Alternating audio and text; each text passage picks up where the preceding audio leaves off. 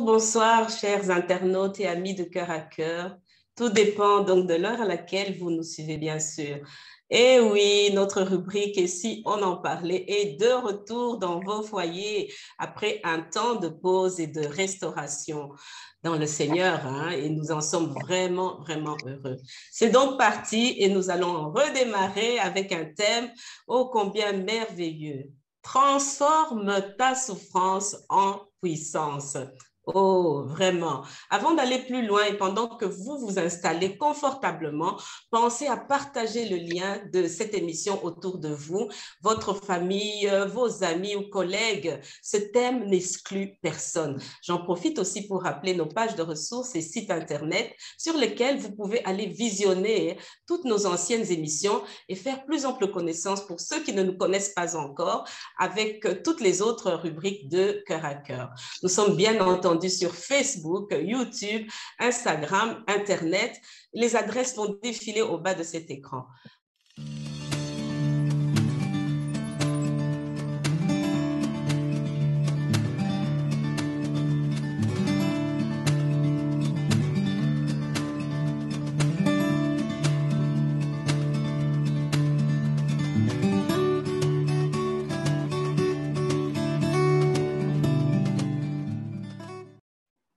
Je m'appelle Marie-Françoise B.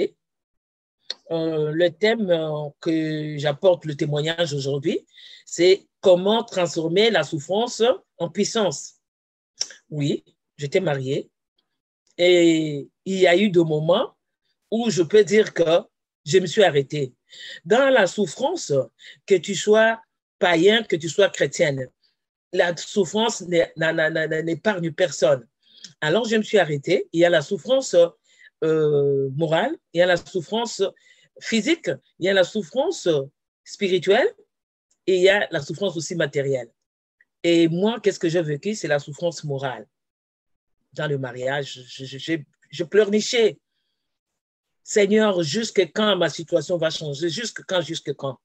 Alors, à un moment donné, je me suis arrêtée pour aller fouiller maintenant la parole de Dieu. Et l'Éternel m'a conduit dans le livre des Psaumes 9, verset 5. Qu'il est notre soutien. Donc, le soutien, il soutient notre cause et il soutient aussi notre droit. Il est notre juge. Il fait notre justice. Alors, le Seigneur se révèle. Et je me suis accrochée à tout ce qu'il m'avait révélé. Avec ça, le Seigneur peut faire, c'est ce que je dois vous dire, le Seigneur peut faire que la souffrance spirituelle, il te retire quelque chose que tu aimes beaucoup plus. En ce moment-là, qu'est-ce que tu vas faire? Mais comme j'avais la révélation, je suis restée dans la louange et l'adoration. Et avec ça, ça m'a gardé pour marcher tête levée comme je suis aujourd'hui. C'est un conseil que je peux apporter aussi à d'autres personnes. Donc, fouillez les promesses de Dieu. Les promesses de Dieu vous donnera des solutions pour la puissance sur vos souffrances. Que Dieu vous bénisse. Aujourd'hui, nous parlons de transformer la souffrance en puissance. D'emblée, on peut se dire quel grand décalage entre ces deux notions ou quelle contradiction. Cela peut même sembler provocateur et inatteignable. Vous savez, les bonnes nouvelles de nos jours sont très rares, de plus en plus rares à cette époque où nous vivons. La technologie aujourd'hui nous permet de vivre en direct le déferlement du mal. Aucun continent n'est épargné. De près ou de loin, chacun de nous a eu affaire ou aura affaire avec la souffrance. Mais avant toute chose, j'aimerais, en introduisant les panélistes de ce jour, leur demander à chacune de nous dire pendant ne fût-ce que 30 secondes, 1 minute, pas plus, ce qu'elles peuvent dire de la souffrance. Voilà. Bonjour Rachel, tu nous rejoins de Belgique. Nous sommes vraiment heureuses de t'accueillir sur ce plateau et et si on en parlait, bien sûr, et surtout bénissons le Seigneur que tu sois de retour parmi nous. Tu es vraiment rayonnante. Gloire à Dieu. Rachel, juste un mot sur la souffrance, ce qu'elle évoque d'emblée pour toi en 30 secondes. Bonjour Marie-Claire, le plaisir est également partagé. Et comme tu viens de dire, je rends aussi vraiment grâce à Dieu et nous rendons tous grâce à Dieu. Nous sommes toutes ravis de redémarrer cœur à cœur. Je crois qu'elle nous a tous manqué, mais le Seigneur est bon et l'Éternel sait faire les choses en son temps, n'est-ce pas? Quant à moi aujourd'hui, avec les reculs, je peux dire que la souffrance est vraie. Tu m'aurais peut-être posé la question jadis, je t'aurais dit, je n'en voudrais pas, sûrement pas. Mais avec tout ce que j'ai pu vivre, aujourd'hui, je sais que si cela est dans le plan de Dieu, et avec le recul, je peux te dire que oui, la souffrance, pourquoi pas? Si c'est dans le plan de Dieu, moi, je l'accepte volontiers. Parce que je sais qu'à la clé, il y a quelque chose de meilleur qui est derrière ça. Voilà un peu ce que je peux dire de la souffrance. Merci, Marie-Claire. Merci beaucoup, Rachel. La souffrance est dans le plan de Dieu, je retiens. Je vais donc accueillir Pasteur Nathalie du Canada. C'est à elle que le Seigneur a confié la vision de Cœur à Cœur et le Seigneur nous a simplement convaincus de lui donner une main d'association. Je sais que tu pourrais nous en dire beaucoup, mais nous aimerions juste entendre ce que le mot souffrance évoque en toi en quelques secondes, puisque nous allons en débattre. Pasteur Nathalie, bonjour. Bonjour, bonjour Marie-Claire, bonjour Rachel, c'est encore un bonjour, Pasteur Nathalie. Ensemble. Comme Marie-Claire disait tout à l'heure, Rachel, c'est tout un plaisir de te voir. On a suivi ton témoignage. Vraiment, Dieu est fidèle. Nous bénissons le Seigneur. Hein? Amen. Alors, Amen. On parle aujourd'hui de la souffrance. Qui peut dire qu'il n'a pas souffert ou qu'il ne souffre pas? Je pense que la souffrance fait partie du quotidien de tout un chacun. Donc, si on regarde un peu qu'est-ce que les Écritures disent, au ciel, ça c'est la promesse que Dieu nous fait. Il nous fait la promesse telle qu'au ciel, il n'y aura plus de douleur, il n'y aura plus de souffrance, nos larmes seront essuyées, donc ça sera la joie complète. Mais là, nous ne sommes pas encore au ciel, nous sommes sur la terre. Exactement. Nous vivons avec des êtres qui sont imparfaits. Nous-mêmes, nous sommes sujets à faire des erreurs. Donc, il va nous arriver qu'à cause de notre imperfection, je vais dire charnellement ici, nous allons commettre des erreurs qui vont amener de la souffrance, mais nous allons également subir les conséquences des erreurs des autres parce que nous vivons sur la terre. Donc, la vie est faite d'injustice, la vie est faite de douleurs, de toutes sortes d'épreuves. Et voilà donc le but de l'émission aujourd'hui. On va voir comment est-ce que le Seigneur peut transformer, peut nous aider justement à partir de la souffrance et d'en faire une puissance pour justement, comme Rachel le disait, arriver au but et au dessein de Dieu. Merci beaucoup, Pasteur Nathalie. On a déjà un petit peu le tableau et c'est déjà très encourageant. Pour ma part, le mot souffrance me renvoie à des frustrations, me renvoie à des blessures émotionnelles, des privations et bien d'autres choses. Et si on posait la question à d'autres personnes, elles auraient certainement d'autres mots à placer sur le mot souffrance. Mais comment est-ce que les dictionnaires définissent la souffrance? Très simplement, j'ai cherché la définition la plus simple. La souffrance est la peine, le chagrin ou la douleur que ressent une personne. Il s'agit d'un sentiment. Ce sentiment peut être conscient ou inconscient qui se traduit par une douleur, l'accablement ou le malheur. La douleur peut être une étape et il faut faire un choix, soit y demeurer, soit traverser. Et par contre, on parle de la puissance en disant que la puissance, c'est une capacité, comment est-ce que je peux dire? On peut parler de plusieurs souffrances, de plusieurs puissances, je voulais dire, la puissance humaine, la puissance des nations, la puissance des peuples, la puissance des éléments, la puissance énergétique, la puissance physique même, et la puissance divine. C'est de cette puissance que nous allons parler aujourd'hui, une puissance qui est surnaturelle. Mais la puissance que nous voulons parler ici aujourd'hui, de quelle puissance il s'agit et de quelle souffrance nous allons vraiment aujourd'hui, ce matin, d'emblée, vraiment en parler, discuter. Est-ce que, Pasteur Nathalie, la souffrance peut engendrer, nous avons entendu des mots, moi j'ai parlé de faiblesse, des limitations, des frustrations. Est-ce que la souffrance peut engendrer une incapacité ou bien une douleur? Pasteur Nathalie? Oui. Absolument, la souffrance engendre, ça dépend. Ça dépend parce que comment est-ce que je peux exprimer ça? C'est que quand la souffrance arrive, comme on l'a dit tout à l'heure, la souffrance n'est pas juste chez les voisins, elle peut arriver à tout le monde. Et quand la souffrance arrive, on sort de la souffrance différemment de la manière dont on est entré dans la souffrance. Tout dépend de la façon qu'on va gérer cette souffrance, cette épreuve, cette difficulté.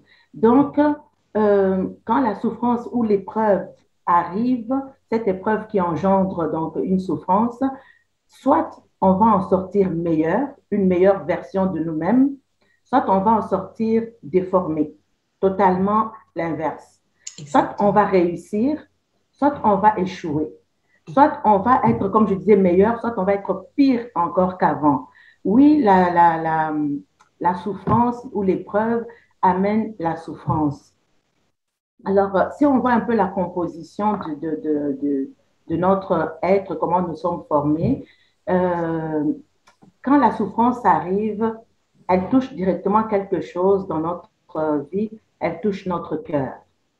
Alors, quand elle touche notre cœur, notre cerveau enregistre qu'il y a quelque chose qui vient d'arriver dans notre vie et directement, la première émotion qui va être touchée, c'est notre cœur qui va être touché. Donc, il y aura la peine, il y aura la tristesse, il y aura la douleur.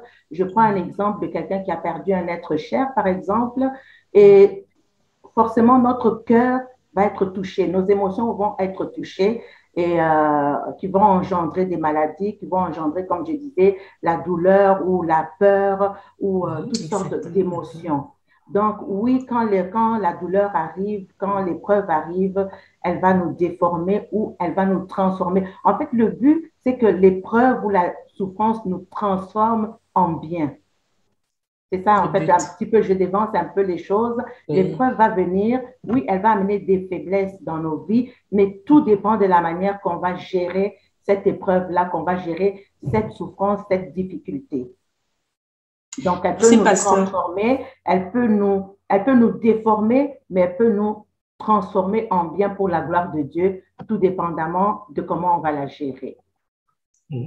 C'est le plan de Dieu, c'est le plan de Dieu de nous transformer vraiment positivement en bien, hein, afin que nous puissions être aussi des témoignages. Ça, c'est très important. Mais si c'est le plan de Dieu, c'est que la souffrance existe vraiment et on en parle dans la Bible. On en parle, la Bible qui est la parole de Dieu. Et est-ce qu'elle a un but? Puisque nous parlons de plan de Dieu, est-ce que la souffrance a un but? Est-ce que Dieu permet la souffrance? Est-ce qu'il y a une autre souffrance que le diable nous inflige? Il y a une souffrance que Dieu permet parce qu'il y a la volonté permissive aussi du Seigneur. Hein? Paul nous parle de cette souffrance du Christ qui est préférable à la souffrance qui résulte du péché. Nous souffrons vraiment pourquoi? Qu'est-ce qui nous fait souffrir? Je me rappelle d'un verset, je ne connais pas très bien la référence, qui d'où viennent les luttes? D'où viennent les querelles au milieu de vous? C'est par rapport à vos désirs insatisfaits, vos frustrations. Donc, quelle est la souveraineté de Dieu dans cette souffrance? Pasteur Nathalie, peut-être que tu peux nous en dire quelque chose. Oui, je vais aller avec un verset dans la Bible pour qu'on puisse un peu voir le but de Dieu. Mais premièrement, tu as touché un mot, c'est que il y a deux sortes de souffrances, si je peux dire. Hein. Il y a une souffrance, d'ailleurs, je l'ai énoncé déjà tout à l'heure en disant que dans nos faiblesses, dans notre imperfection en tant charnellement, notre imperfection va nous pousser à faire des erreurs. Et ces erreurs, on va subir des conséquences de ces erreurs, mais il y a des souffrances également qui sont là parce que nous servons le Seigneur. On peut souffrir pour Christ, mais on peut souffrir pour des erreurs qu'on a faites nous-mêmes. Exactement. Maintenant, dans tous les cas, ça engendre une douleur. Alors, si on veut parler d'épreuves, on va aller dans le livre, permettez-moi qu'on aille dans les Écritures, on va aller dans le livre Jacques 1, à partir du verset 2, nous dit ceci: mes frères, estimez tout comme un sujet de joie quand vous serez exposés à diverses tentations, car vous savez que votre confiance en Dieu, mise à l'épreuve, produit la persévérance. Mais laissez la persévérance accomplir parfaitement son œuvre, afin que vous soyez parfaits et accomplis, de sorte que rien ne vous manque. Si l'un d'entre vous manque de sagesse, qu'il la demande à Dieu, qui donne à tous généreusement et sans reproche, et elle lui sera accordée. Je prendrai juste ces quelques versets. Voilà donc ici, c'est ce passage qui nous explique clairement le but de Dieu. Alors moi, j'ai une version qui est peut-être différente de la vôtre. J'ai la version, la Bible juive. Donc, c'est peut-être un peu différent, mais dans d'autres versions, c'est marqué: mes frères, regardez comme un sujet de joie. ou considéré dans d'autres versions, considéré comme un sujet de joie. Alors, c'est très, très important. Ici, peut-être il y a des clés que je vais revenir avec plus tard pour parler de comment, un peu plus tard dans l'émission, de comment transformer la souffrance en puissance. Mais déjà, d'emblée, ici, le Seigneur nous demande de regarder comme un sujet de joie les épreuves. Parce que les épreuves, pour aller directement à la réponse, les épreuves ont pour but, comme il est dit au verset 4, mais laisser la persévérance accomplir parfaitement son œuvre. Donc, l'épreuve a pour but de nous accomplir parfaitement. Il dit, afin que vous soyez parfaits, accomplis, de sorte que rien ne vous manque. Dans d'autres versions, sans faillir en rien. Donc, la souffrance ou l'épreuve a trois buts. Elle a le but de nous accomplir, elle a le but de nous parfaire, elle a le but de nous amener à ne faillir en rien. Donc, elle a le but vraiment de nous accomplir, comme Christ d'ailleurs a fait à la croix. Hein. Quand il a dit tout est accompli, il avait parfaitement accompli, il est passé par la souffrance, par les déserts. Ça paraît difficile. Quand Paul ici dit estimé comme un sujet de joie, dites ça à quelqu'un qui souffre, dites ça à quelqu'un qui vit des drames, et on ne veut vraiment pas banaliser parce qu'il y a, je veux dire, il y a des souffrances pas petites, mais il y a des gros drames, des gens qui vivent des gros drames, et quand tu leur dis, regardez comme un sujet de joie, ça a l'air d'avoir un décalage entre le drame et ce verset. Et pourtant, ce verset vraiment a toute sa place. Et donc, voilà, le but, c'est vraiment de nous parfaire, de nous accomplir sans faillir en rien. Et un peu plus tard, nous allons en parler. Oui, l'épreuve, la douleur, il y a des choses qui viennent de Dieu. Et si on veut faire vraiment une différence, tout à l'heure tu parlais de Dieu, est-ce que Dieu permet une épreuve?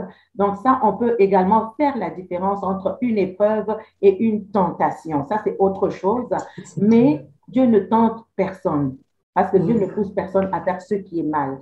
Mais il y a des épreuves qui arrivent et ça nous teste. Ça produit en nous quelque chose, ça nous teste, mais pour nous améliorer, pour arriver donc au dessein de Dieu dans notre vie. Merci, pasteur Nathalie. Il y a des choses qui nous arrivent pour nous construire. C'est ça, hein? Vraiment pour nous construire, pour que nous arrivions à cette stature, comme la parole de Dieu nous demande, à la stature de Christ. Et donc, le dessein de Dieu, c'est que nous soyons heureux. Tu donnais l'exemple là de Jésus-Christ, de ce qu'il a enduré, parce qu'il y avait un but à cette souffrance. Mais est-ce que, en me tournant vers toi, Rachel, il y a certainement dans la parole de Dieu des exemples que nous pouvons appliquer à notre vie aujourd'hui, qui seraient des témoignages et des aides pour nos contemporains aujourd'hui. Donc, est-ce qu'il y a des personnes, des personnages bibliques ou des événements dans la Bible qui peuvent nous démontrer qu'on peut utiliser, se servir de cette souffrance et que Dieu se sert de cette souffrance pour nous amener à un autre niveau. Parce qu'il ne désire pas que nous restions enfoncés, que nous restions enterrés dans nos souffrances. Est-ce que tu peux nous en dire quelque chose de ces souffrances qui ont été transformées en puissance, par exemple? Effectivement, Marie-Claire, je viens bondir sur ce que pasteur Nathalie a dit. Cette souffrance, quelque part, qui est voulue par Dieu. Parce que l'être humain que nous sommes, nous pouvons nous poser la question, mais il n'y a pas un autre moyen que Dieu peut utiliser. Est-il obligé, franchement, de choisir la souffrance? C'est ce que nous devons comprendre. D'ailleurs, ce passage nous dit souvent, nous sommes comme de l'argile dans les mains du potier, n'est-ce pas? L'argile, qu'est-ce que l'argile dans les mains du potier? L'argile, lorsque le potier prend l'argile et qu'il le met, je ne suis pas sûre que si on pose la question à l'argile, il sera content lorsque le potier le met et commence à le malaxer. Je ne suis pas certaine, si on pose la question à l'argile, il nous répondra qu'il est très content de passer par cette transformation. Mais pourtant, le potier, lui, il sait pourquoi. Justement, il doit malaxer, il doit. D'ailleurs, dans d'autres cas, on dit, le Seigneur reprend le pot, il peut casser le pot. Et pourquoi, justement, Ésaïe 53 a été donné? C'est ça la bonne question. Dans Ésaïe 53, il est écrit exactement qui a su l'œuvre du maître, n'est-ce pas? Il a plu à Dieu, il a plu. C'est Ésaïe qui l'a dit, il a plu à Dieu de le faire passer par la souffrance. Ce qui peut nous paraître bizarre, il peut nous paraître, mais Dieu lui-même, il a choisi ces plans-là. Mais pourquoi il a choisi ces plans? Pasteur Nathalie l'a dit, la souffrance peut nous déformer. Elle a déformé Christ. Hein? Mais dans le cas de Christ, elle avait un but. Elle avait un but parce qu'au moment où cette déformation sur Christ a permis à ce que ça porte nos maladies, parce que nos maladies ont une forme. La maladie a une forme, la maladie a une souffrance en elle-même. Et cette souffrance-là devait être portée par quelqu'un, c'est comme ça. Alors moi, je vais en venir aux exemples dans la Bible. On va aller dans 2 Rois au chapitre 4. Et il y aura aussi, là, on nous parle d'une veuve. D'une veuve, s'il vous plaît, qui était mariée à un serviteur de Dieu. Un serviteur de Dieu, ça veut dire qui connaissait la parole de Dieu. Ça veut dire dans cette maison-là, on parlait de la parole de Dieu. Mais il s'est avéré qu'il s'est arrivé quelque chose. Le serviteur de Dieu, entre-temps, il est mort. Et la femme s'est retrouvée, elle n'était pas pasteur. Aujourd'hui, on peut dire elle était dans une maison où il y a un pasteur, si on peut prendre juste ça. Un pasteur qui vient de décéder, il laisse sa femme et ses enfants. Eh bien, il avait laissé ses enfants, il avait laissé des fils. Et il avait laissé sa femme. Mais il y avait aussi un problème. Il servait Dieu très bien, mais seulement, de l'autre côté, il n'a pas su mettre de côté, il a laissé des dettes. Il a laissé des dettes et dans l'ancien temps, comme nous le savons, et c'était au moment de la loi, parce qu'aujourd'hui, nous parlons, nous sommes sous la grâce. Et qu'est-ce qui s'était passé dans 2 Rois au chapitre 4? On peut aller le lire quand on a le temps, mais en tout cas, ici, on va survoler. Alors, il s'est passé quelque chose. Cette femme, elle était avisée, puisque dans l'ancien temps, nous savons très bien que ce n'est pas comme aujourd'hui, nous avons la grâce, nous avons le Saint-Esprit, nous avons la parole de Dieu à disposition. Ce n'était pas comme l'ancien temps. Dans l'ancien temps, il fallait aller consulter l'homme de Dieu. Et à l'époque, il y avait Élisée, l'homme de Dieu, justement, qui avait succédé à Élie. Et la femme a couru vers Élisée pour aller lui exposer la situation. Il a dit, mais tu connais mon mari, il servait Dieu, mais il est mort. Mais seulement, il y a un problème. Il a laissé des dettes et il y a des créanciers qui se sont pointés pour prendre ses enfants, pour en faire des esclaves. Non seulement la femme, elle est devenue veuve, il y avait déjà cette souffrance, il y avait des dettes que personne ne savait. Je pense que ni l'Église ni la communauté n'étaient au courant que le mari avait laissé des dettes, en plus d'être serviteur de Dieu. Et qu'est-ce qui s'est passé? Elle est allée trouver l'homme de Dieu et lui a exposé son problème. Mais l'homme de Dieu lui a dit, mais nous, pour contextualisons un peu les choses aujourd'hui. On peut dire qu'un pasteur est mort, il a laissé des dettes, et la femme se retrouve avec peut-être des enfants qui étaient encore aux études, donc elle ne sait plus payer non seulement les études de ses enfants, puisqu'on dit que la dette était tellement colossale, au point que les créanciers sont venus pour prendre de ses fils pour en faire des esclaves. Imaginons-nous, voyons un peu la situation, contextualisons un peu la situation. Si ça nous arrive, mais comment on peut s'en sortir? Mais elle a eu le bon réflexe. Elle est allée trouver l'homme de Dieu, Élisée, et lui a exposé son problème. Et l'homme de Dieu avait une parole, évidemment. Et l'homme de Dieu lui a posé la question. C'est qu'on peut tous se poser la question, mais ton mari est mort, qu'est-ce qu'il t'a laissé? Et la femme lui dit, mais je viens de te le dire, il m'a laissé des dettes. Et non seulement ces dettes-là, la dette, elle est tellement colossale, on vient encore chercher mes enfants pour en faire des esclaves. Donc, imaginons la double peine, la souffrance dans laquelle cette maman, cette femme et cette maman, cette veuve, elle peut se retrouver. Finalement, le prophète Élisée lui pose la question, qu'est-ce qu'elle avait chez elle à la maison? Et donc, on peut s'imaginer, on vient exposer notre problème à l'homme de Dieu, on s'attend à ce qu'il nous donne une solution pour résoudre notre problème, pas pour nous poser la question, qu'est-ce que tu as à la maison? Puisque je viens de t'exposer que mon mari m'a laissé des dettes, ça veut dire que je n'ai rien du tout. Mais l'homme de Dieu lui pose encore à nouveau la question. Et la dame lui dit, mais je viens de te le dire, je n'ai rien du tout. Et l'homme de Dieu l'attire encore son attention et dit, madame, réfléchis. Et là, elle dit, ah, tout compte fait, il me reste peu d'huile à la maison. Et l'homme de Dieu lui dit, ah, c'est ça. L'homme de Dieu, pourquoi? Nous ne devons jamais répondre.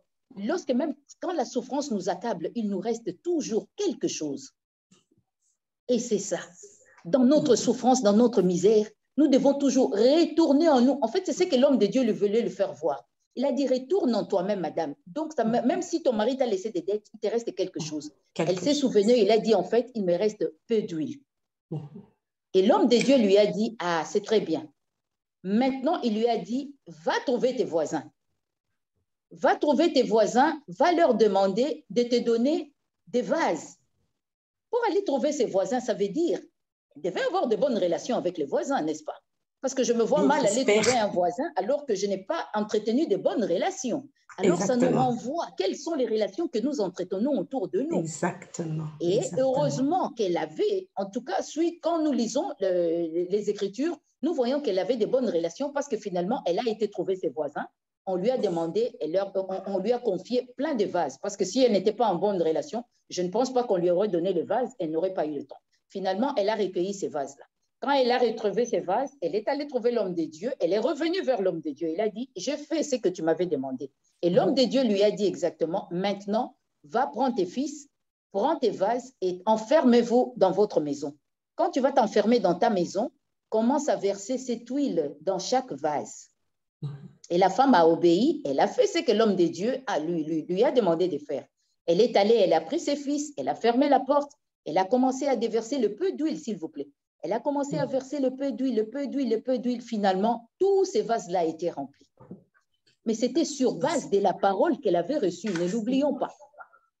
Et dès que les vases se sont tous remplis, au moment où c'était les derniers vases, et l'huile s'est arrêtée. Et elle est allée trouver l'homme de Dieu, elle a dit, voilà, j'ai plein d'huile. L'homme de Dieu lui a dit, maintenant, tu peux aller vendre cette huile et tu auras non seulement de quoi vivre, tu vas sortir tes enfants de cette misère, tu vas te sortir toi-même de cette misère. Et de surcroît, elle a pu créer une entreprise qui produisait de l'huile.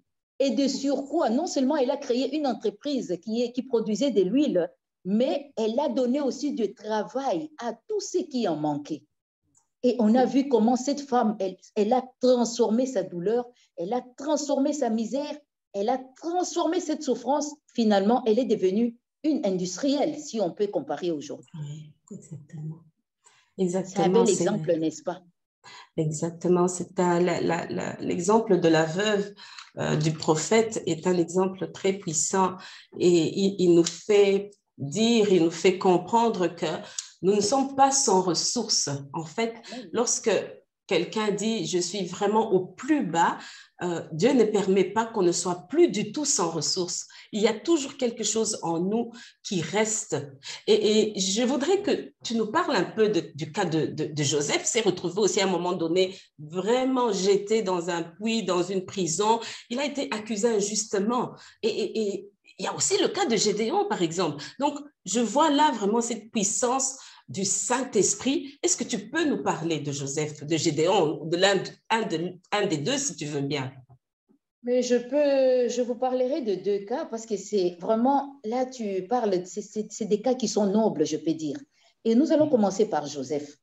Et nous allons contextualiser aussi les choses aujourd'hui. Et qu'est-ce qui s'est passé dans le cas de Joseph? Nous naissons tous dans des familles, comme nous le savons. Dans chaque famille, il y a des problèmes. Même dans les familles de Jésus, il y a eu aussi des problèmes. Même dans la famille originelle, ils étaient qu'à deux, s'il vous plaît. Mais qu'est-ce qui a fait que un frère peut tuer l'autre frère? Et ce sont des cas que nous connaissons dans chaque famille. Dans chaque famille, il n'y a aucune famille qui est exempte de cette situation.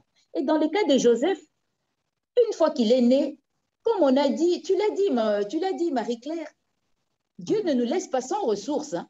Et quand Joseph est né, Dieu lui avait donné une seule chose que Joseph avait, c'était le rêve. Mais d'emblée, certaines personnes me diront, mais qu'est-ce qu'on peut faire avec ces rêves? Mais Joseph, Dieu lui avait donné les rêves. Il lui avait donné d'interpréter les rêves. Ce qui est beau dans l'affaire, c'est ça. Et Joseph, pendant qu'il faisait ses rêves, il voyait toujours les étoiles qui venaient s'incliner. Et un beau jour, il a vu la lune et le soleil qui sont venus s'incliner. Et ça a interpellé quand même son père. Il a dit, non, cette fois, tu vas un peu loin. Ça veut dire, moi et ta maman et tous tes frères, nous venons un jour, nous inclinons devant toi. Mais sans le savoir, ils prophétisaient tous, en fait. Parce que cela était bel et bien arrivé. Mais qu'est-ce que cela a fait? Cela a suscité la jalousie de la part de ses frères. Et finalement, ils l'ont vendu. Et Joseph a connu une souffrance. Il a quitté la maison de ses pères à 17 ans, s'il vous plaît. Je ne sais pas si on peut contextualiser la chose. Il a été mis dehors dans la maison de ses parents à 17 ans. Non seulement qu'on le mette dehors, mais ils ont complété contre lui. Il s'est retrouvé dans un trou profond. Mais là également, Dieu ne l'a pas laissé sans ressources. Parce que la Bible nous dit, Dieu était toujours avec Joseph. C'est bizarre, n'est-ce pas? Même dans notre souffrance, Dieu est toujours là. Hein? Et finalement, il a été vendu. Finalement, il a été vendu. Regarde comment la main de Dieu, elle est puissante, même dans nos souffrances, même quand nous ne le voyons pas. Il a dit, je suis avec vous tous les jours. Amen. Joseph a été vendu. Mais regardez, il n'a pas été vendu comme n'importe quel des esclaves. Hein. Mais il fallait que ce jour-là, Potiphar, qui était dans sa maison, on ne sait pas qu'est-ce qu'il lui a pris. Il est sorti, il est allé trouver des esclaves. On suppose que Potiphar avait déjà beaucoup d'esclaves. Mais avait-il vraiment besoin d'un autre esclave encore? Non, parce que c'était le plan de Dieu derrière ça. Aujourd'hui, avec les reculs, nous en parlons parce que nous connaissons la fin. Mais finalement, Potiphar était amené de sortir. Et lorsqu'il est amené, il est allé sortir, il est allé acheter Joseph. Mais nous posons-nous la question, mais pourquoi c'est Potiphar qui l'a acheté? Mais c'est que Joseph n'a pas eu dans la maison de son père, c'est-à-dire l'éducation royale. Il a reçu ça dans la maison de Potiphar.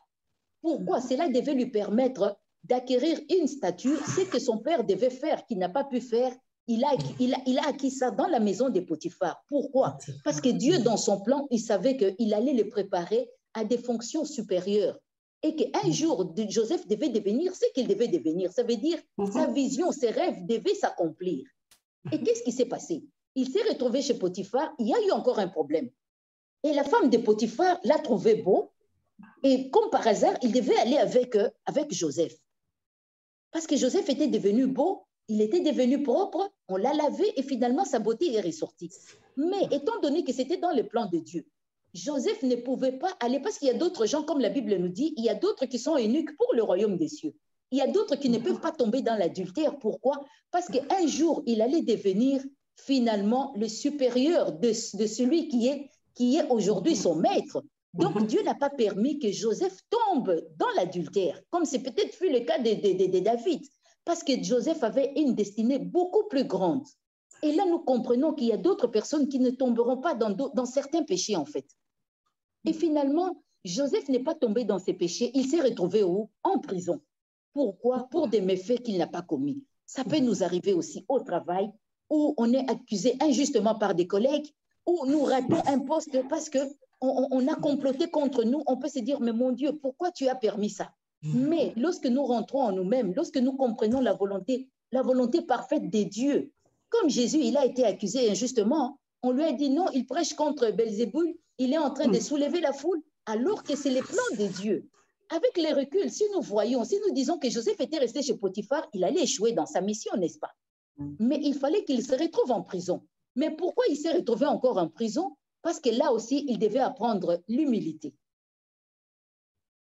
Il s'est retrouvé en prison, il a continué à faire ce qu'il savait très bien faire, c'est-à-dire donner l'interprétation, alors que l'échancier, il est sorti, il a même oublié, Joseph est resté encore 2 ans en prison. Il pouvait sortir amer de la prison, il pouvait dire en sortant, « Ah, comment tu as pu m'oublier ?» alors qu'il avait dit, « Quand tu sors, parle de moi. » Mais Dieu sait faire les choses. Quand tu passes par des souffrances, Dieu, quand c'est permis par Dieu, il te laisse souffrir parce qu'il sait que tu n'as pas besoin des secours d'un homme, tu n'as pas besoin de la main d'un homme. Parce que Dieu sait à quel moment il va te sortir de là exactement, parce que Dieu te prépare, Dieu préparait Joseph à des fonctions supérieures.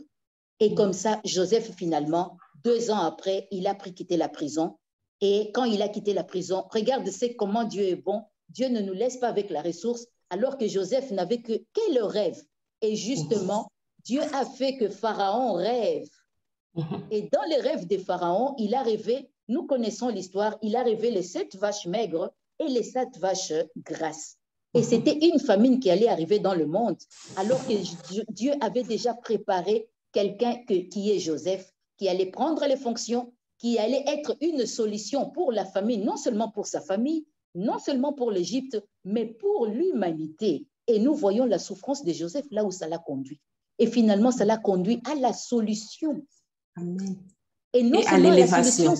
À l'élévation, s'il vous plaît. À l'élévation. Et je veux rebondir sur ça, Rachel. Excuse-moi de t'interrompre. C'est tellement fort. De la souffrance à l'élévation. Dieu a un plan. Mais il fallait qu'entre les deux, Joseph passe par la souffrance. La souffrance. Exactement. Donc, Dieu s'en sert pour construire quelqu'un. Et dans l'agir de Dieu, pendant que Dieu agit, nous ne comprenons pas toujours les moyens et ce qu'il utilise. Hein, parce que Je voulais juste revenir sur ce que tu as dit. Il n'a pas besoin de la main d'un homme, mais Dieu se sert des hommes autour de toi. Il va se servir des circonstances, il va se servir des situations et que tu ne comprends pas.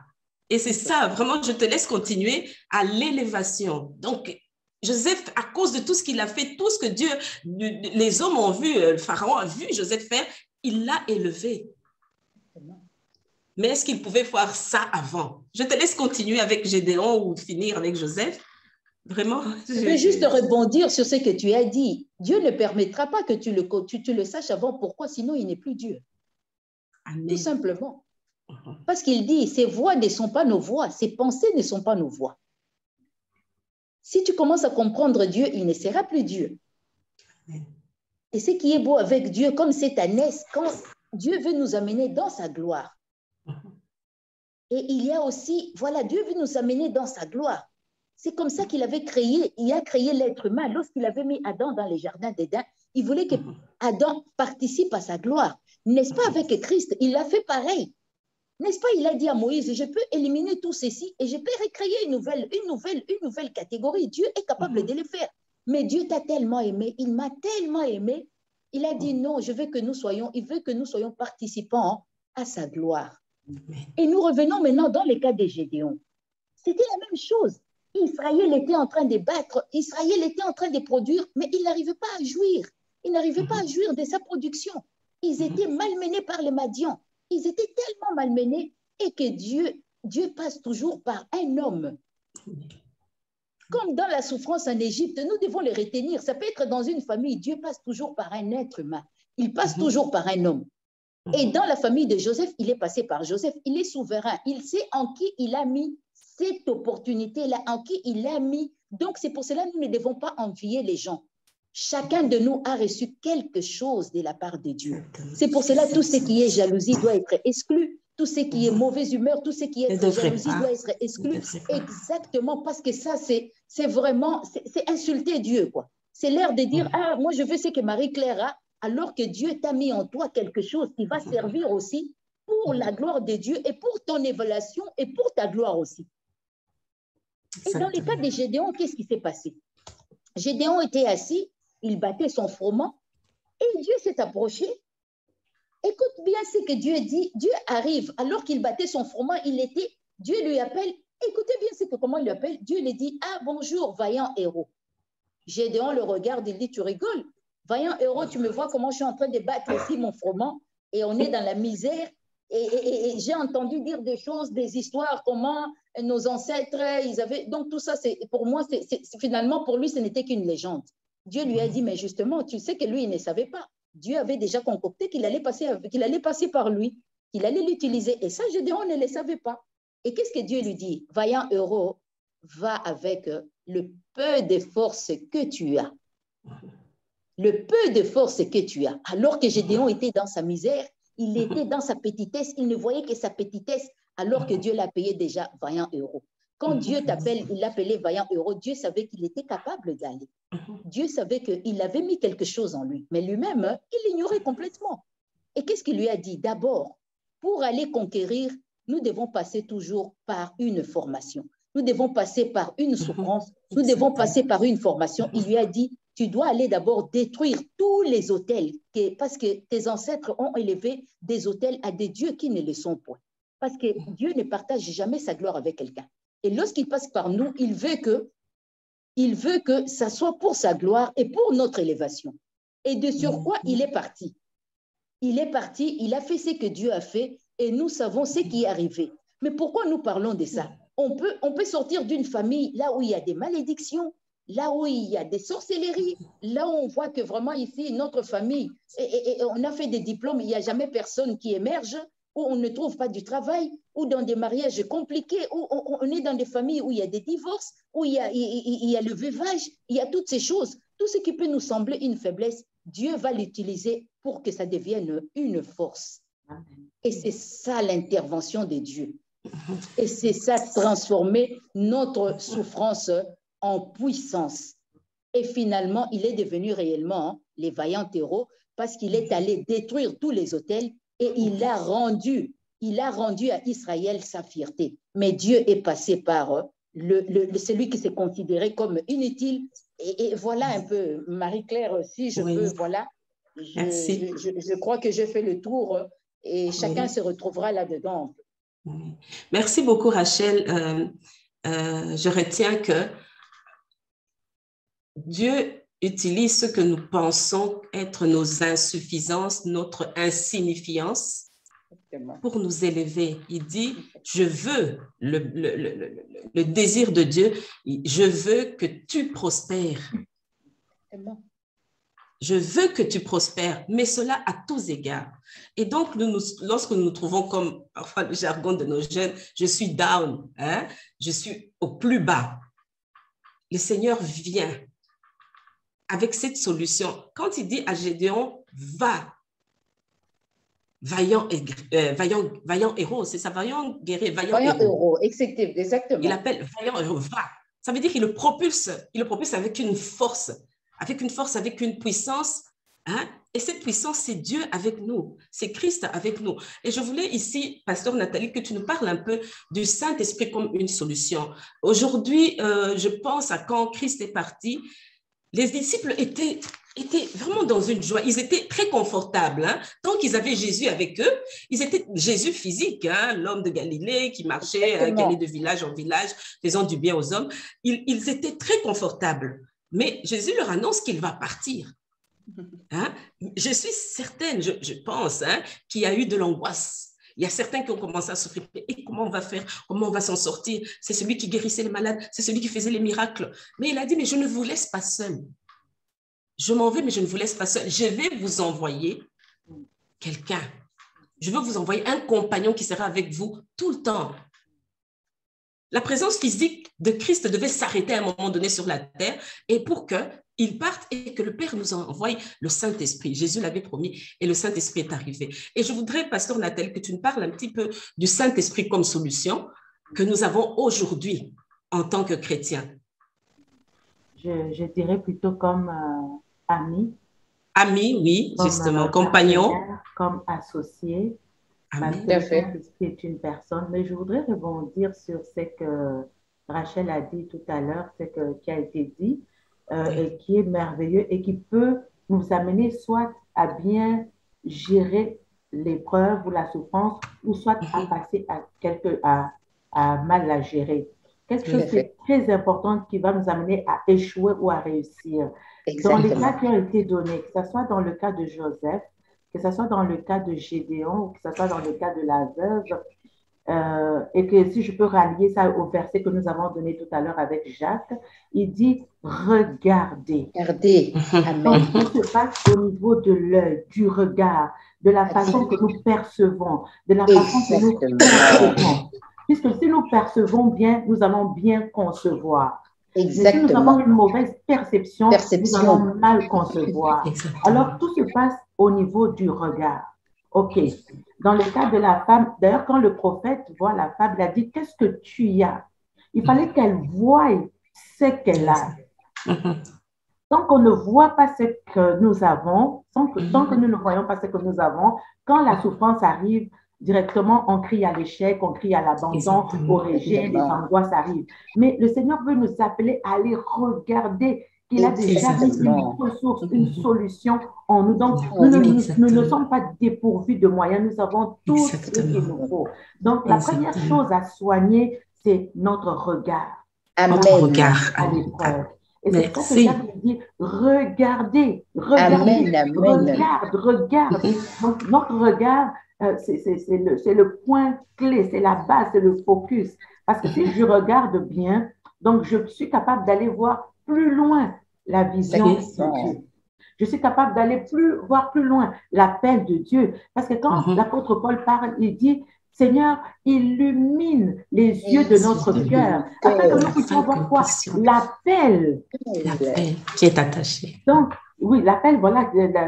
Donc, tant que notre regard n'est pas soigné, tout ce qui va nous arriver, comme maman Rachel, tu le disais tout à l'heure, ça risque d'amener des jalousies, des divisions, de l'amertume. Finalement, ça va nous polluer au lieu de nous aider à aller de l'avant. Donc, voilà quelque chose que le Seigneur nous a donné, une personne, pas quelque chose, mais une personne. Le Seigneur nous a donné. Il a dit, même les disciples, quand Jésus envoyait les disciples avant que Jésus donc ne puisse partir, on se rappelle que les disciples étaient des hommes imparfaits. Exactement. Comme nous. On pensait que ces pécheurs, ces personnes ignorantes étaient capables d'accomplir ce qu'ils ont accompli, étaient capables de surmonter les épreuves. On se rappelle quand le Saint-Esprit est arrivé, alors qu'il y avait la persécution, les disciples, les apôtres qui couraient à gauche, à droite, mais à cause ou grâce à la présence de la personne du Saint-Esprit, ceux qui étaient timides, ceux qui étaient fuyants, on a vu que tout d'un coup, c'était des personnes transformées qui étaient capables d'aller plus loin avec le Seigneur. Donc, on ne peut pas négliger la présence de du Saint-Esprit, notre partenaire, du Saint-Esprit, notre associé, notre aide, notre aide d'ailleurs. La Bible l'appelle le Paraclétos. Celui qui vient nous aider dans nos faiblesses, qui vient nous aider dans notre état le plus bas. Le Saint-Esprit est vraiment l'enseignant, le moniteur, le conducteur, le guide, qui va nous amener dans toute la vérité, qui va nous aider, qui va nous apprendre comment prier. J'aime bien le verset de Jacques ici parce qu'il dit, au-delà de tout ça, donc on regarde. Comment on regarde? Nous regardons sachant que. C'est ça. Donc, sachant qu'il y a une espérance qui arrive. Exactement, exactement. De choses. Regarde, comment il dit, si on peut le relire, il dit, mes frères, estimez tout comme un sujet de joie ou regardez tout comme un sujet de joie quand vous êtes exposés à diverses tentations. Donc, nous serons exposés à diverses tentations. Maman Rachel, comme tu le dis, Joseph, mon Dieu, qu'est-ce qu'il n'a pas vécu? C'est ça. Aujourd'hui, là, les souffrances, les critiques, les médisances. Je me rappelle dans l'histoire de Joseph, imagine-toi que Joseph est dans ce trou, mais ses frères sont assis autour du puits en train de manger. De manger. Exactement. Imagine-toi. Franchement. Toi, tu souffres. Mais tes frères, c'est comme s'ils sont indifférents. Ça ne leur fait rien. Ils mangent. Mais donc, tu pourrais mûrir en toi l'amertume. Tu pourrais mûrir en toi la colère, l'esprit de la haine. Non, je vais sortir de ce trou. Mais il avait la promesse, comme tu as dit. La promesse. Il avait la vision. Dieu lui avait montré. Encore une fois, il a vu. Il a vu. C'est que Dieu lui avait montré. Il avait montré. Il voit. Donc, ceux qui se découragent, c'est parce qu'ils ne savent pas. Ils ne savent pas, exactement. Parce qu'ils n'ont pas vu. Et c'est vraiment peut-être un peu plus tard dans notre prière que vraiment Dieu illumine. Amen, amen. Et il y a vraiment toute une espérance, sachant que donc, il y a un accomplissement. Nos épreuves, comme on le disait, sont des escaliers. Ça nous transforme, ça nous forme, ça nous affermit. Mais avant l'épreuve, si Dieu nous avait dit comment on va aller. Exactement. Voilà, Seigneur, qu'est-ce que c'est? Exactement. Exactement. Qu'est-ce que tu me veux, Seigneur? Mais je vais encore continuer avec toi, Pasteur Nathalie. Là, nous avons le Saint-Esprit, nous parlons pour nous qui sommes chrétiens. Maintenant, avant, puisqu'il faut visualiser, considérer comme un sujet de joie. Moi, j'aime bien le mot considérer, tu parles de voir, parce que la vue est très importante. Si je vois, j'accepte, j'y donne foi à ce que je vois. Mais si je considère et je prends conscience, vraiment, mais pour celui qui n'a pas cette ressource, qui ne connaît pas le Saint-Esprit, je pense que toi et moi, et les chrétiens, nous devons être attentifs les uns aux autres autour de nous, parce que nous côtoyons, ça peut être sur notre lieu de travail, quelqu'un qui dit « je suis fichu, c'est fini ». Parfois, les choses qui rentrent, qui mettent les gens dans des souffrances, et parfois, je n'ai pas touché mon salaire, ou je ne peux pas travailler, je serai en maladie, mes revenus vont diminuer. Il y a toutes sortes de choses qui mettent les gens en souffrance comme ça, et puis qui déclarent de leur bouche qu'ils sont finis. Mais ce n'est pas possible qu'ils soient finis. Est-ce que nous ne pouvons pas être? Quel est le conseil que tu donnerais à ceux qui nous suivent, qui sont chrétiens? Parce qu'il y a aussi des non-chrétiens qui nous suivent, que nous pouvons être des ressources pour notre entourage. pour être des voix, des panneaux indicateurs quelque part, si je peux dire, hein, pour dire, non, tout. La première des paroles de dire à quelqu'un qui s'enfonce, c'est de lui dire, tu ne vas pas couler. En fait, quand le Seigneur, le but dans les livres de Jacques, justement, quand on parle de l'épreuve, donc l'issue de cette épreuve, c'est la consolation de Dieu. Alors, il nous console pour que nous soyons également des ambassadeurs qui allons consoler les autres. Exactement. Pour consoler les autres. Oui. Nous sommes bâtis pour aider les autres à être bâtis. Donc, nous sommes les ambassadeurs, nous faisons office d'ambassadeurs de Christ. Donc, tout ce que Dieu nous a donné, tout ce qu'il fait au travers de nous, c'est pour que nous soyons justement des instruments, comme on l'a dit tout à l'heure, que Dieu passe par des hommes. Donc, nous soyons des instruments nous-mêmes pour aider ceux qui sont dans notre environnement. Mais dans la souveraineté de Dieu, Dieu peut passer par nous. Parce qu'il est souverain. Tout comme il peut visiter même la personne qui ne connaît pas Christ directement aussi. Tout à fait. On ne peut pas mettre Dieu dans une boîte. Non, impossible. D'ailleurs, ce n'est pas un homme qui nous a convertis. Exactement. Les gens nous ont parlé. Oui, c'est exactement. Christ qui nous a convertis. C'est le Saint-Esprit. C'est lui qui convainc du péché, de jugement et de justice. C'est le Saint-Esprit qui est l'agent de conversion. Donc, même, oui, Dieu va nous utiliser, nous, et Dieu va directement agir au travers de ces personnes-là directement aussi. Exactement. Il fait quelque chose comme il veut. Je me rappelle le roi Cyrus, qui était un roi qui n'était pas... c'était un roi païen. Pourtant, Dieu lui a parlé. Exactement. Donc, Dieu est souverain. Il peut nous utiliser, nous. Donc, il faut que nous soyons attentifs, justement, aux personnes qui sont autour de nous, afin d'être pour eux un encouragement, une consolation. Mais Dieu, dans sa souveraineté, il peut les visiter. Il est bon pour tout le monde. La Bible dit qu'il y a le soleil, qu'il n'y ait pas le soleil. Le soleil est sur les justes et sur les injustes, sur tout le monde. Tout à fait. Donc, Dieu est souverain pour le faire pour chacun de nous. Mais néanmoins, nous sommes des ambassadeurs de Christ. Donc, pour pouvoir rendre ministère, à rendre ministère à d'autres personnes. Hein? Amen. Parce que la Bible dit, comment seront-ils si on ne leur a pas prêché?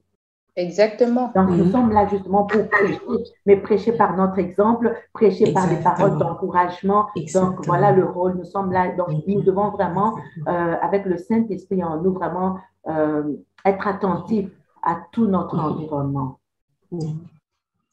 Et c'est un fait certain que l'humanité tout entière, elle souffre. Personne n'est à l'abri, personne n'est exclu. Je pense, à moins qu'il y ait vraiment des rares exceptions, je n'ai pas encore entendu, hein, que les hommes que Dieu a créés sont en souffrance perpétuelle.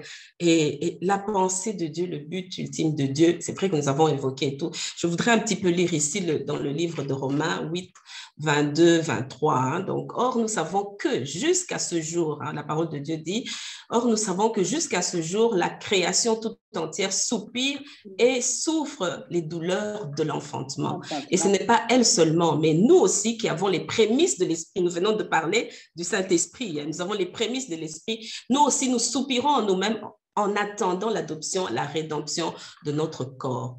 Donc, il y a une fin, n'est-ce pas? Il y a une fin à tout ce que nous pouvons endurer. Et cette fin, pour le Seigneur, c'est une fin glorieuse. La rédemption de nos corps, c'est une fin glorieuse. Et toute cette création, si nous avons les prémices de l'Esprit, comme tu viens de dire, nous devons continuer à faire office d'ambassadeur pour Christ, d'ambassadrice pour Christ. Chacun de nous doit vraiment être un relais. Je ne sais pas si l'une de vous peut dire quelque chose par rapport à ça. Et la terre ici, elle est tellement, notre terre, elle est souillée par le péché. Il règne l'injustice, il règne la souffrance, il règne la peur. L'homme, c'est lui-même l'homme qui a soumis toute la création à toutes ces choses, hein, donc parce qu'il avait tout mis au service de sa propre vanité. Donc les opprimés montrent, regarde vraiment le grand juge. Seigneur, toi, quand vas-tu, tu vois, hein, quand vas-tu nous délivrer? Quand prendras-tu cause de nos frères qui sont délivrés? Mais il y a un but, il y a une bonne fin, il y a une bonne histoire qui va se faire. Je ne sais pas si quelqu'un veut dire quelque chose à ce sujet. Pasteur Nathalie, Rachel. Moi, je rebondirai volontiers parce que, Marie-Claire, tu viens de toucher à un point qui est important parce que ne l'oublions pas. Tu viens de dire, Dieu a un plan, comme tu as dit. Et le plan, il avait concocté avant même que le monde ne fût. Lorsque le tohu-bohu, le chaos a commencé à régner sur la terre, Dieu avait déjà prévu un plan. C'est pour cela que Jésus est venu sur la terre. Pourquoi? Comme tu l'as dit, la création est en train de soupir. L'humanité est en train de soupir. On se demande, mais d'où viendra la solution? On se demande, mais qu'adviendra-t-il? Et nous trouvons la réponse aisément dans les livres de l'Apocalypse. Parce qu'on nous dit finalement, il y a un monde qui viendra, que nous le croyons ou pas d'ailleurs, cela va s'accomplir parce que c'est dans les plans de Dieu.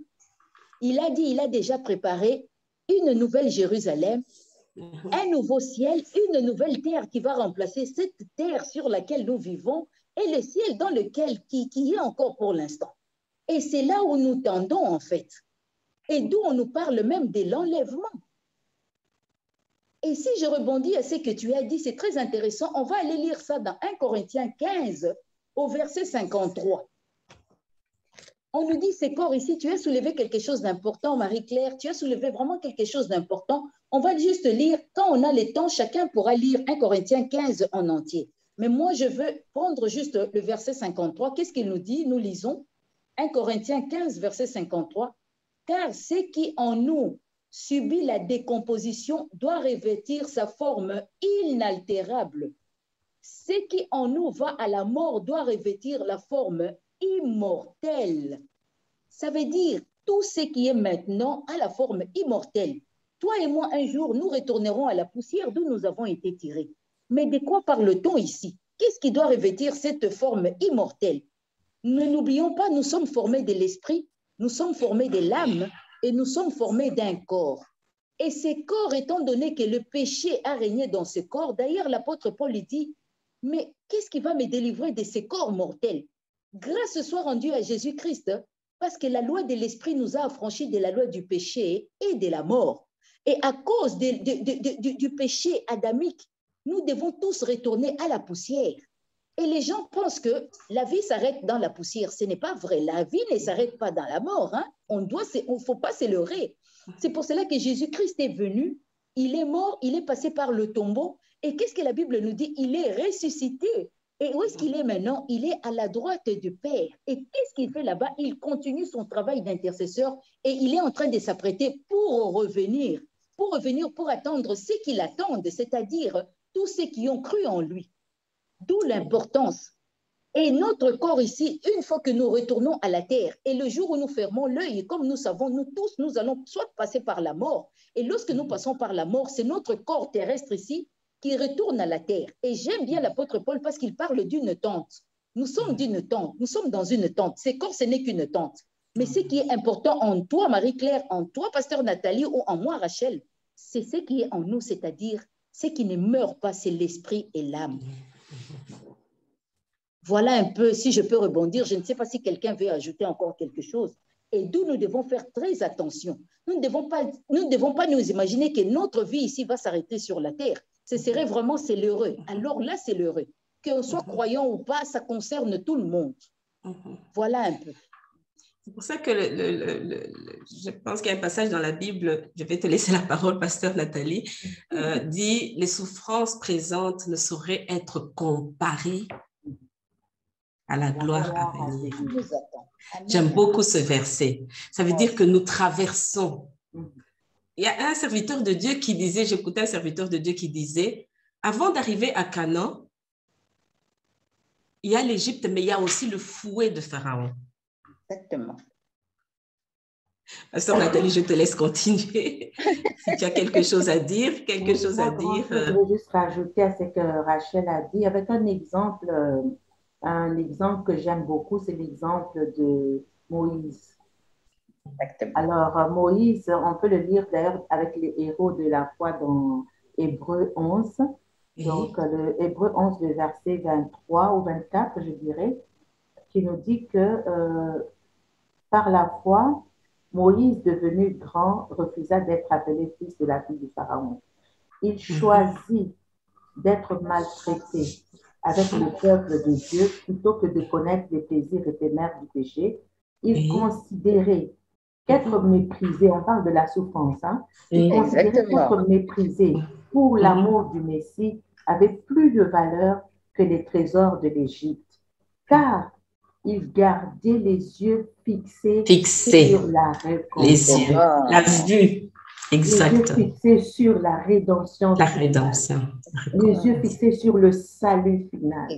C'est-à-dire qu'on peut souffrir toutes sortes de choses, surtout quand on souffre pour Christ, pour la bonne cause. On accepte cette souffrance-là parce que nos regards, je parlais tout à l'heure des yeux, hein, nos regards, les yeux, le regard fixé sur la rédemption.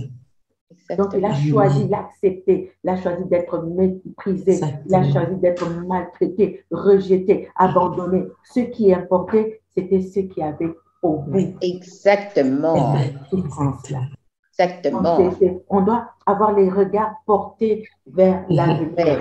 Et Jacques nous dit, sachant que, donc l'avenir, c'est pour toutes ces épreuves, je leur ai dit, nous complète, nous rendre complets justement pour le salut final. Ah, exactement, exactement. Je pourrais ajouter à ce que maman Rachel a dit. Vraiment, merci beaucoup, merci beaucoup. Il y a un après cela. Exactement. Et c'est un après cela, non seulement qui peut être sur la terre, mais c'est un après cela glorieux auprès de notre Père. C'est ça qui est merveilleux. Et nous avons des personnes qui sont certainement en train de nous suivre, qui ne connaissent pas encore le Seigneur Jésus. Aujourd'hui, j'ai appris que nous traversons. Oui, je te laisse la parole. Quelque chose, quand on parlait de la souffrance ou de l'épreuve. Donc, toujours avec l'exemple que maman Rachel a donné avec Joseph ou Gédéon, ou chacun de nous, en fait, peu importe les épreuves, les souffrances, les difficultés que nous traversons. Parce qu'on parle de transformer nos souffrances en puissance. En puissance. En puissance.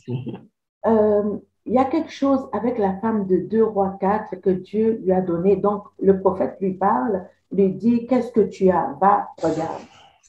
Et ou les autres personnes, Gédéon ou les autres personnes. Notre épreuve, en fait, l'épreuve que nous avons, ces épreuves touchent, je prends même l'exemple de Joseph, ces épreuves vont toucher notre intégrité. Exactement. Ces épreuves vont toucher notre fidélité. L'intégrité, Joseph a été tenté par la femme de Potiphar. Il pouvait se corrompre avec la femme de Potiphar. C'était son intégrité qui était mise à l'épreuve. C'était sa fidélité à Dieu qui était mise à l'épreuve. Quand les difficultés arrivent, qu'est-ce qui est mis à l'épreuve? Exactement. C'était peut-être sa joie qui était mise à l'épreuve. C'était peut-être ses émotions, je ne sais pas, qui étaient mises à l'épreuve. Mais il y a quelque chose que j'aime bien, que Dieu donc a mis en nous des ressources. Exactement, exactement. Nous devons coopérer avec Dieu. Tout à fait. Arriver à la réponse de Dieu dans notre vie. Et exactement. Les épreuves, en fait, deviennent comme un ressort. Exactement. Quelque chose qui nous fait rebondir. Exactement. Donc, nous sommes testés au niveau de notre intégrité. Exactement. Nous sommes testés au niveau de notre foi. Notre foi est testée. Regarde Moïse ici. Sa foi a été testée. Est-ce qu'il préfère l'Égypte ou est-ce qu'il préfère voir ce qu'il y a? Sa foi est testée. Notre amour est testé. Notre patience est testée. Exactement. Après que tout ça a été testé maintenant, alors à la fin, on peut voir si j'ai joué le test. Exactement. Mais quand même, avec Dieu, même si j'échoue le test, quand même, Dieu me donne la possibilité de revoir les choses autrement. Exactement. Gloire à Dieu. Je peux rectifier le tir. Exactement. Dieu se sert justement de cette souffrance-là et la transforme justement au travers de différents tests pour que je sois meilleur, que je fasse mieux plus tard. Vraiment. Marie-Claire, je peux rebondir? Oui, je vois qu'on a beaucoup à dire aujourd'hui. Vas-y. Exactement. C'est fort. Je ne sais pas comment vous le ressentez. Et je vais juste rebondir sur ce que Pasteur Nathalie a dit. Oui. Je vais même aller plus loin. Ça veut dire il y aura au final quand même des gens qui vont échouer et des gens qui vont réussir. Exactement. Il ne faut pas l'oublier. Pourquoi je prends cet exemple? On prend les 2 voleurs à la croix. Ils sont tous arrivés ex aequo. Mais comme Pasteur Nathalie a dit, et tout est dans notre manière dont nous percevons les choses. Exactement. On a dit ici, Moïse, il avait le choix. Il pouvait rester en Égypte. Hein. Il aurait bien vécu aussi. Parce que Dieu nous laisse toujours ce qu'on appelle les libres arbitres. Et c'est ce qui est beau avec notre Dieu. Il n'impose pas. Il laisse les libres arbitres. Pourquoi j'en reviens à ces 2 voleurs à la croix? Ils ont eu tous les 2 le choix, en fait. Hein. Et pourquoi, qu'est-ce qui a fait que l'autre a dit non, Jésus, écoute, moi je suis voleur depuis naissance, écoute, cet homme-là, je ne sais pas s'il avait été un jour à l'église, je n'en sais rien. Mais en tout cas, c'est que je n'en sais absolument rien. Si un jour, mais il s'est retrouvé face à l'éternité. Il n'a eu qu'un choix. Écoute, Jésus, pense à moi quand tu seras dans ton royaume. Qu'est-ce qu'il lui avait dit que Jésus allait dans son royaume? Je ne sais pas s'ils ont eu le temps de discuter, mais je pense que quand Jésus parlait, il parlait au Père. Ce type-là a dû entendre dans ses oreilles qu'il y a un royaume. Il a dit, monsieur, écoute, si tu peux m'amener dans ton royaume, il a dit, monsieur, nous, ce qu'on a fait, il a dit à son collègue, il a dit, écoute, ce que nous avons fait ici, nous subissons ça, parce qu'on a dit, il y a une souffrance que nous subissons par nos propres erreurs et une souffrance voulue par Dieu. Et dans le cas de ces 2 voleurs, c'était la souffrance parce que c'était mérité. Mais il a dit dans le cas de Jésus, ce n'était pas mérité, justement. Il a dit, mais si ce type, ce n'est pas mérité, et où est-ce qu'il veut aller? Moi, je suis curieuse de savoir où est-ce qu'il va. Et il a dit, Jésus, tu peux te souvenir de moi? J'ai entendu, tu parles d'un royaume là. Si je peux entrer avec. Et qu'est-ce que Jésus lui a dit? Aujourd'hui même, hein, ces types-là, je crois que c'était les premiers à entrer dans le royaume. Je ne sais pas si c'est les premiers ou les derniers. Bref, il est entré, il n'a jamais eu accès à la parole de Dieu, il n'a jamais été à l'église. Bref, je n'en sais rien. Mais en tout cas, il était voleur jusqu'au bout. Mais il a eu sa rédemption. Tandis que l'autre, ils ont tous entendu de la même manière. La différence était quoi? Comment nous entendons. C'est pour cela que la Bible dit, faites attention à la manière dont vous entendez. Comment vous, comme Pasteur Nathalie a dit, comment nous percevons la chose. L'autre a perçu, il a vu et il est entré. L'autre n'a pas perçu, en tout cas, il a perçu à sa manière, à la manière humaine. Il est resté là où il est resté. Voilà un peu ce que j'avais juste à rajouter un peu. Donc, on ne peut pas condamner Dieu. L'élément important de la décision, entre autres, Dieu qui nous a donné le libre choix, nous pouvons décider de l'issue ou du dénouement de cette souffrance ou de cette épreuve. Nous pouvons décider parce qu'il nous a donné le libre choix. Le libre choix. Parce que cette femme, si elle avait refusé de verser l'huile, ben, elle serait restée dans sa pauvreté. Exactement. Donc, Dieu nous donne le libre choix. Choisis la vie. J'ai mis devant toi 2 chemins, la vie ou la mort. Choisis la vie pour que tu vives toi et tes enfants. Amen. Amen. Oh, quel merveilleux moment que nous venons de passer ensemble. En fait, nous devons comprendre quel est le sens de ce que nous vivons présentement, chacun de nous dans notre vie. Le lien entre l'éternité passée et l'éternité à venir. Nous pouvons comprendre que Dieu a tout préparé d'avance. Mais en fait, c'est dans quel but? Puisqu'il le dit lui-même, il nous a connus, il nous a prédestinés, il nous a appelés, il nous a justifiés, il nous a glorifiés. Nous qui étions des êtres misérables, hein, au départ, nous sommes des êtres misérables, perdus, mais il nous prépare actuellement pour vraiment une vocation céleste. Vraiment pour une vocation céleste. Et donc, c'est d'arriver à comprendre cela. Ce que je traverse maintenant, ça a un but de rester focalisé. Focalisé. Focalisé, focalisé. Donc, les yeux fixés, comme Pasteur Nathalie a dit, ayant en vue c'est pas des termes qui sont anodins. Et vraiment, je voulais dire tout à l'heure, quand Pasteur Nathalie a repris la parole, que nous avons des personnes qui sont certainement en train de nous suivre. Oui, chers auditeurs, n'oubliez pas de continuer. C'est un sujet qui est vraiment très, très important parce que ça n'exclut personne, ça n'exclut aucune race, ça n'exclut aucune tribu, aucun continent. Nous sommes tous logés à la même enseigne. Chaque être, les hommes que Dieu a fait, souffrent sur la terre. Donc là où tu es, toi qui suis, partage. Ça peut aider quelqu'un. Partage à ton entourage, partage à tes collègues, partage à tes amis, même à tes voisins. On ne sait jamais. Aujourd'hui, avec la technologie, on peut partager, envoyer, vraiment, jette ton filet, hein, vraiment, jette ta semence et vraiment, ça va tomber sur quelqu'un. Nous savons que le Saint-Esprit agit en ce moment. Qu'est-ce que nous pouvons faire? Nous pouvons faire aujourd'hui, hein, c'est de prier. C'est de prier pour confier ce peuple qui est grand. Il y a des gens qui nous suivent, qui sont certainement en train de souffrir et qui ont entendu. Nous pouvons être des témoignages pour ceux qui nous suivent, pour ceux qui trouvent que pour moi, il n'y a plus de solution, qui pensent qu'ils sont une exception. Dire qu'il y a un après cela. On traverse le désert pour aller vers Canaan. On ne reste pas. Joseph était dans un puits, enfoncé quelque part, il en est sorti quand le moment était arrivé. Ça veut dire que le temps de Dieu s'accomplit à un moment donné et on sort d'une étape pour passer à une autre. Mais le but de Dieu, c'est de passer à un niveau supérieur où nous allons être, comme il dit, prospérer à tous égards. Notre état d'âme sera en paix.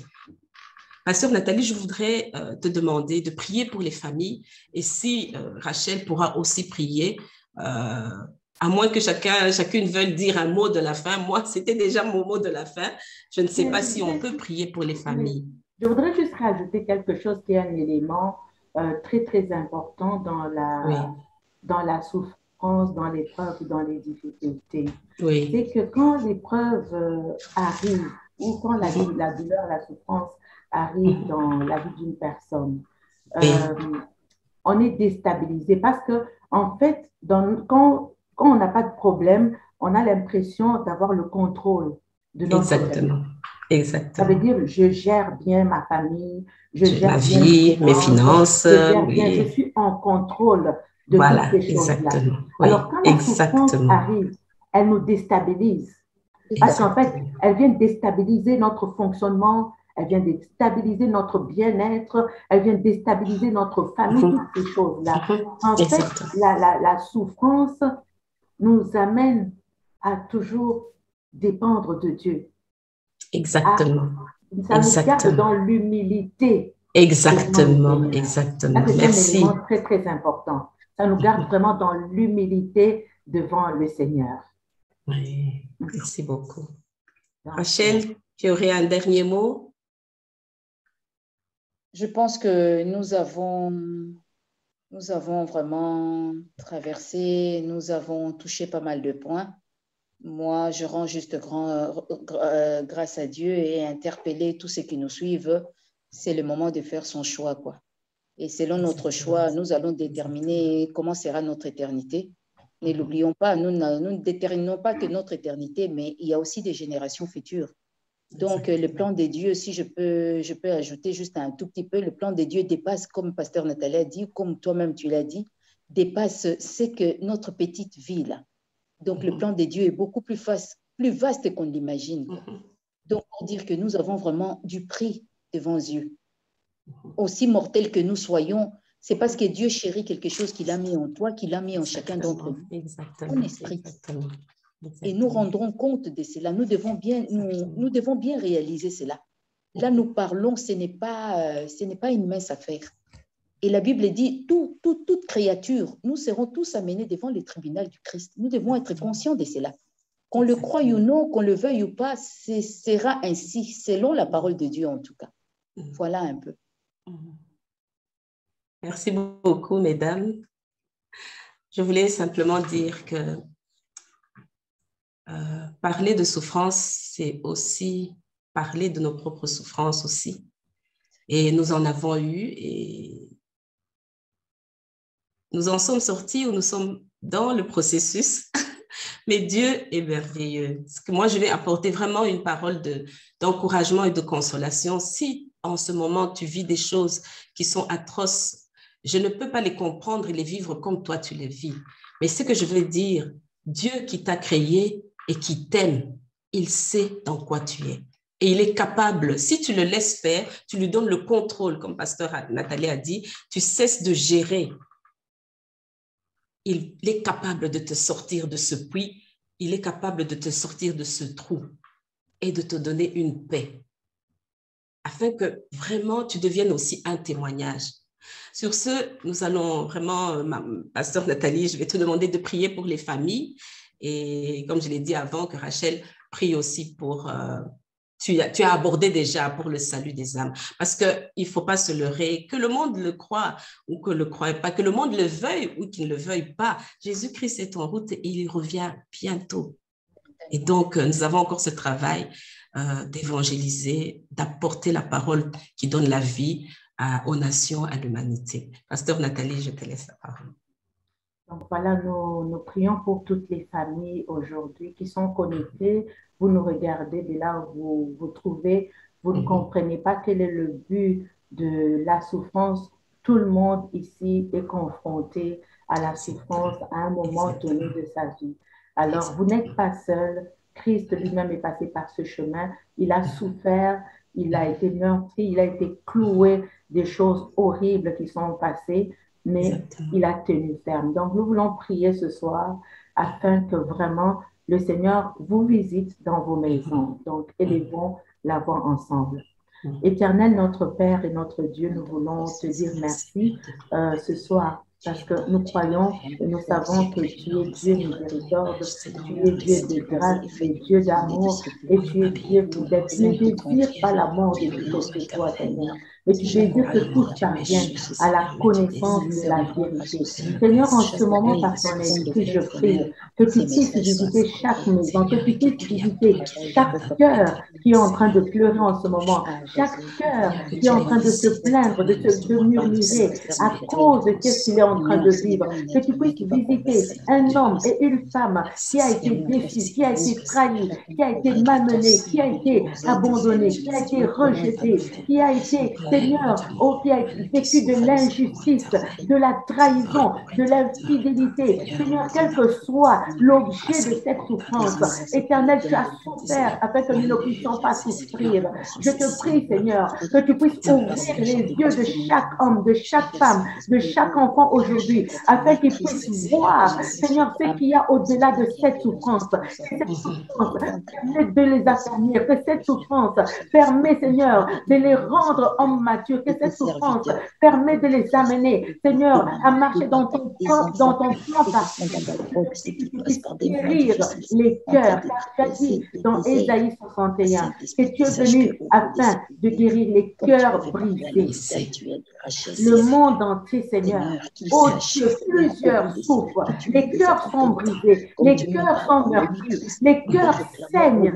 Et je prie, Seigneur, que l'onction d'Ésaïe 61 coule en ce moment dans les cœurs, afin de guérir les cœurs brisés, afin de guérir les cœurs brisés, parce que la souffrance, c'est au niveau du cœur qu'elle est ressentie. Oh, je te prie, Seigneur, que tu puisses penser les cœurs. Je te prie, Seigneur, que tu puisses bâtir, consoler. Je te prie, Seigneur, que tu puisses essuyer les larmes, Seigneur, oh Dieu, que tu puisses revêtir, oh Dieu, un vêtement de louange, Seigneur, à tous ceux qui étaient dans une quelconque affliction. Que, Seigneur, cette souffrance, cette épreuve accomplisse son œuvre, accomplisse son œuvre, accomplisse son œuvre. Oui, ça peut paraître difficile, mais à la fin, Seigneur, nous pouvons voir comme Moïse, oh Seigneur, il a accepté d'être méprisé, mais il voyait la rédemption finale. Que cette épreuve accomplisse son œuvre et que chacun soit sauvé et parvienne à la rédemption finale. Seigneur, console les cœurs. Seigneur, console les cœurs. Seigneur, révèle-toi au travers de ces afflictions, au travers de ces souffrances, Père. Saint-Esprit de Dieu, Oh, Amen, Seigneur. Les hommes, Seigneur, à connaître la vérité. Saint-Esprit, oh, je te prie que tu puisses intercéder en faveur de chacune de ces personnes qui vivent dans la souffrance, Père. Fais-le, Seigneur, pour ta seule gloire et qu'il y ait un témoignage, Seigneur, qui puisse jaillir, oh Dieu, de ce que tu auras fait. Toute gloire à ton Père au nom de Jésus. Amen. Amen. Merci, Rachel. Tu peux faire une prière, élever la voix pour que s'il y a quelqu'un qui nous suivait aujourd'hui, qui nous suivra même par après, le Saint-Esprit n'a pas de limite, qui puisse voir l'opportunité d'accepter Christ aujourd'hui parce que c'est notre salut. Merci, Maman Marie-Claire. Alors, pour tous ceux qui nous suivent, pour tous ceux qui nous suivront par après, si tu as été convaincu, ce n'est pas un être humain qui change un autre humain, mais c'est l'Esprit de Dieu. Et si aujourd'hui, comme dit la Bible, si tu as entendu la voix de Dieu, n'endurcis pas ton cœur, parce que le lendemain ne nous appartient pas. Je t'inviterai à mettre simplement ta main sur ton cœur et à dire après moi, Seigneur Jésus-Christ, je te reçois aujourd'hui comme mon Sauveur et mon Seigneur personnel. J'ai prié pour que le Saint-Esprit vienne habiter dans mon cœur et je te reçois au nom de Jésus, notre Seigneur. J'ai ainsi prié. Amen. Amen. Cher ami, si tu as fait cette prière, que tu crois dans ton cœur que Christ est le Fils de Dieu et que Dieu l'a ressuscité d'entre les morts, il dit, quiconque invoquera mon nom sera sauvé. Eh bien, tu fais partie de la grande famille de Dieu et que le Seigneur te fasse grâce de trouver une église vivante où Christ est prêché en esprit et en vérité, où tu vas vivre pleinement ta foi et pourquoi pas servir aussi le Seigneur. Nous sommes dans des temps difficiles. Et le Seigneur cherche de vrais adorateurs qui le servent, qui le louent, qui l'adorent en esprit et en vérité.